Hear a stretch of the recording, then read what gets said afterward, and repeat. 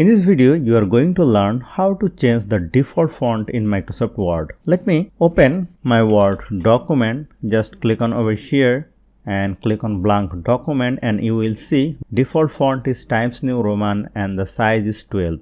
I have added it before. Now I have to change it. To change the default font, we need to go to the font option, click on over here. Now let me choose another font, that is Laura or something. Click on Laura and choose your font style. I need the regular font. Suppose I need the 14 size. Click on the 14 and this is font color, underline color. That is okay for me. Let me click on set as default. Here you will find two options, this document only. I don't need this document, I need all the documents. So click on all documents and click on OK.